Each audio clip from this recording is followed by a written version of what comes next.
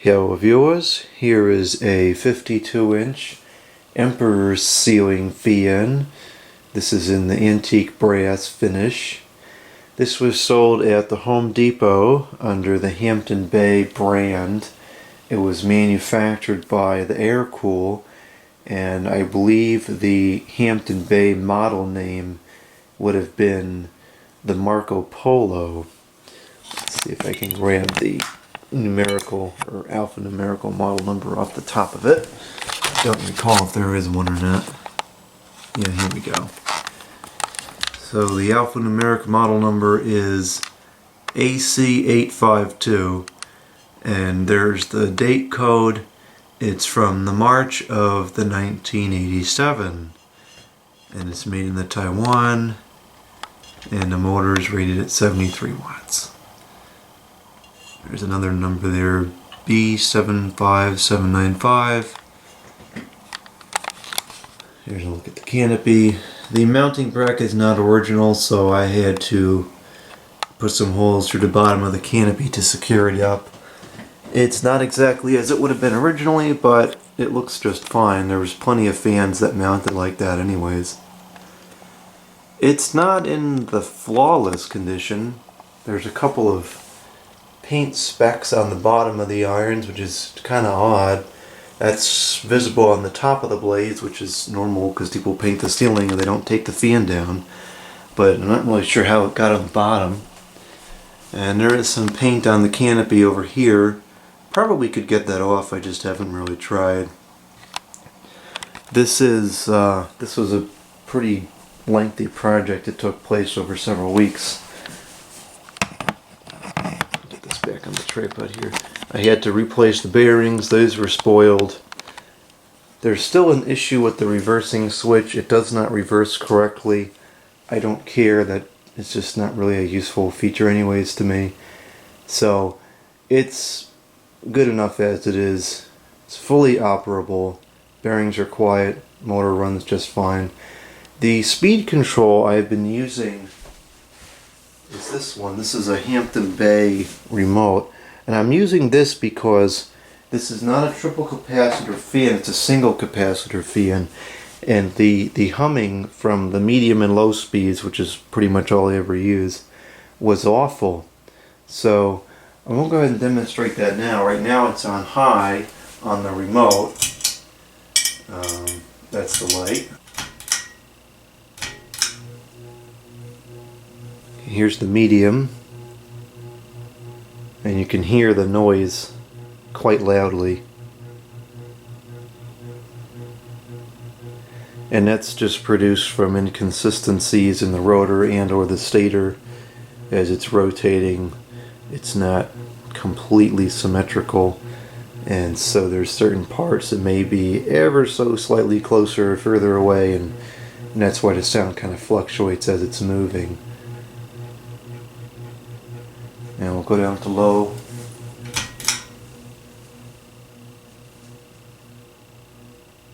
It's kind of tolerable on low, but it's not great.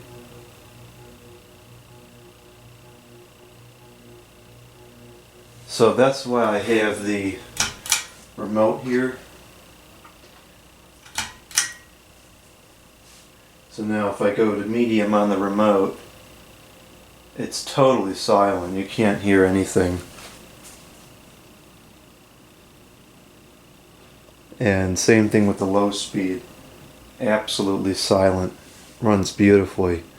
So at some point what I need to do is I will go into the controller, the pull chain control, and I'm just going to redo it so that it's a standard triple capacitor control, because it's just not usable the way that it is now. So, alright, we'll cut this off and we'll do a startup to high. Okay, here we go. We'll go straight to high.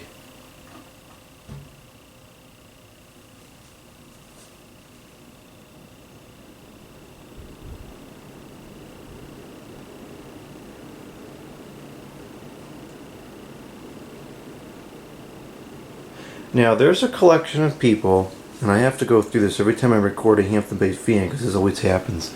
There's a collection of people, younger people usually, that trash any fan made by Hampton Bay.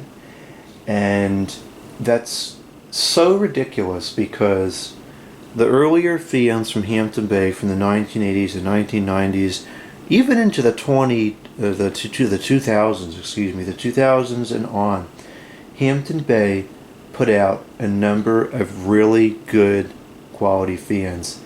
This is one of them. It moves a ton of air. It's really quiet. It looks really nice. It's a great fan.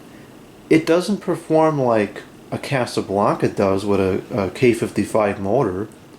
It also doesn't aspire to. The Casablanca fans were hundreds of dollars. This one is probably 70 or 80. It's an economy grade product, and that's what it aspires to be. And for an economy grade product sold at an economy store like the Home Depot, this is a phenomenal fan. So you get these people that just trash stuff, and then there's some people that was saying, oh, the economy products, the cheap fans of today are as good as these. Oh no. The economy fans of the 90s and the 80s are probably better than 95% of products manufactured today. The economy products of today are absolute trash. Meanwhile, these economy fans like this one from the 80s are great. So I don't know why they're saying that. I guess they're just not old enough to have lived in the times when things were better. I don't know. I don't know what's wrong with those people. I don't care. It's just irritating to me because they spread lies and then they put out those stupid videos of chucking these fans off roofs and breaking them. It's so dumb. It's just so dumb and toxic. I don't get it. Really don't get it. Anyways, that's a whole other issue. So it's running at full speed now, and we're going to pan around the room here if I can get this tripod to unlock. You can see that it's really moving the air. The ears are circulating enough to move that plant around. It's moving this plant around. Over here, you can see it moving this plant around, and this is a heavy plant. It takes a fair bit of strength to move this plant around. You can see it's moving a plant over there. It's moving a lot of air. It is. It's not up for debate. It's moving a very good amount of air for a fan of this size.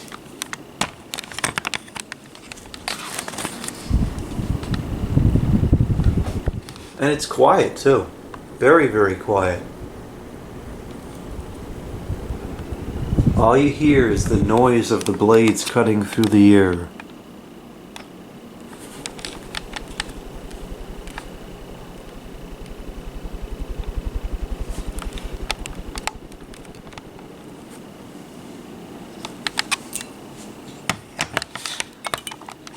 Okay, now we'll go down to the medium on the remote, of course, because it's quieter.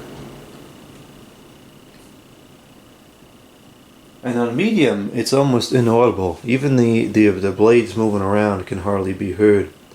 Now, you may have noticed before when I was moving a chain that the housing, the motor housing, is loose.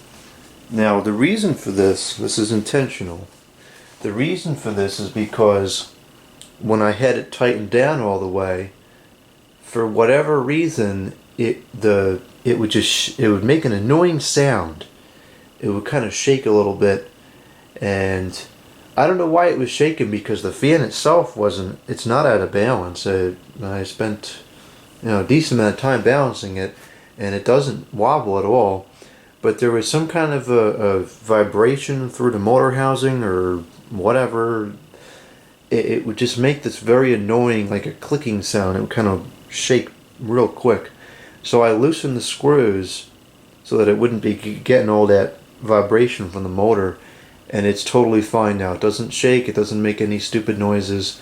So even though that's technically not correct to have the motor housing loose, that's how it's going to be, because that's how it's working nicely. And yes, there was an assembly issue. When I put this thing back together, I missed one of the components underneath the top bearing, and I didn't have an extra bearing, so I didn't take it back off to put, because the component would have to go on before the bearing. And if I pull the bearing off again, it's probably going to ruin it. So I only bought 2 bearings. I didn't want to ruin the second bearing. So that component is not on there. I don't think that's the cause of the problem, because I've seen other fans produce that same kind of vibration. The housing on these is really long, and so it has a lot more capacity to kind of vibrate. On regular fans where the housing is half the size, it doesn't seem to be an issue, but on this one, for whatever reason, it was. Now it's still moving a lot of air. Take this off the tripod again here, and you can see we're getting a nice gentle breeze moving around the room still. And no, it's not producing a gale force wind like a K55 fan would, but it doesn't aspire to.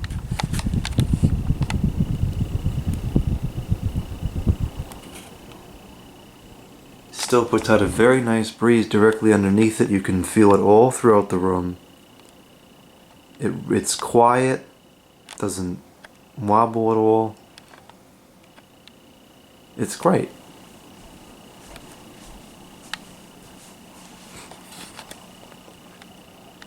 Now we'll go down to the low speed.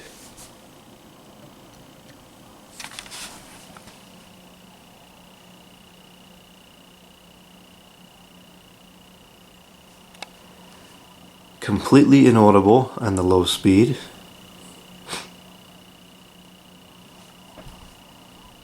And yet it still pushes out quite a bit of air. You can see that plant is still moving.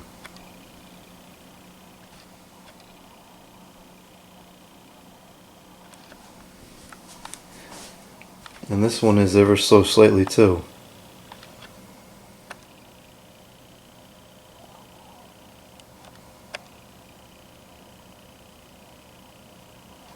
So, for all those that are going to get into the comments box and say this is a piece of junk, I'm not sure how you rationalize it. Because the reality is, nothing made today is going to be running in 30 something years from now. You're lucky if you get 3 years out of the junk that they make today. This will be running in 30 years from now. Just as well as it is right now. It's a quality fan. It's built to last. It's already proven that it lasts, and it's going to keep lasting. And you can call it garbage all you want. It proves itself otherwise.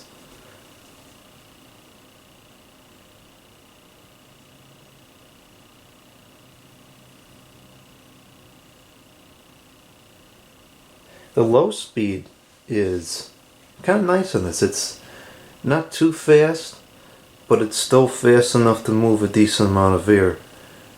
I prefer a 4th speed that's about half of this speed, but you know, these never had a really, well, some of them did, but a lot of these didn't have a really slow low. So you know, I kind of like to keep things original. So if this was the speed that it would have had, then this is the speed it should have. And the speeds that this remote makes are quite similar to the ones on the chain. I'll go down to the, there's that hum again, and I'll put this back to high, and you can see that the low speed, it's pretty much the same, maybe a little bit slower, but it's pretty similar.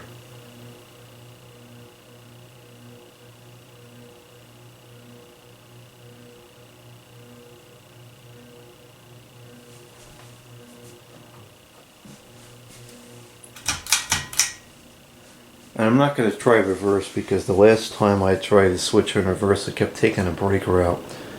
I don't feel like dealing with that right now. So there it is, back to high, whipping the air around like a nice good quality fan would.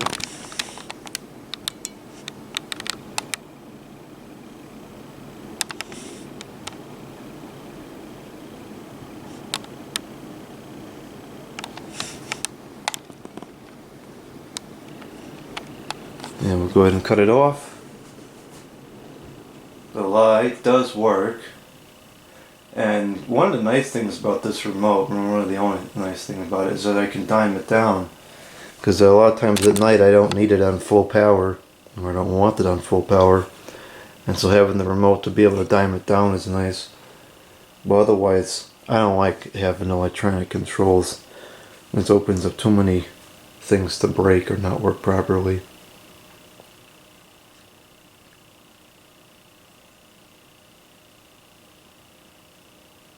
The bearings have been in here for, I would say, a couple of months now, and they're holding up fine. I use this thing all the time, and the bearings, they were only like $8 or $9, but they've been holding up with no problem.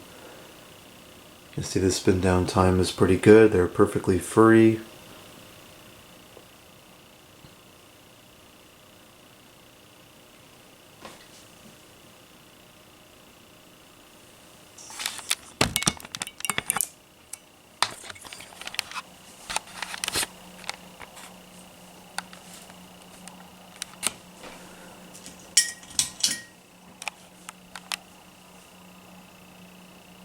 And I have the pull chain set up like this with this longer one and this on the end because my uncle used to have one of these. It was a newer model. It was new enough to have the Hampton base sticker on the switch housing, and it had the standard irons instead of these ornate ones, and that's how he had it, with the longer chain and then the original one. I actually acquired that fan very recently, just a couple of weeks ago. So I need to get the video on that one. Maybe I'll switch it out for that one and put that one in here. Because that one, of course, has a lot more sentimental value than this one. Although this one is valuable to me too. This was given to me by a fellow collector, another collector. So, it's a neat piece. I've wanted one of these for years. I've always been very fond of this style of fan. And this is a very nice example.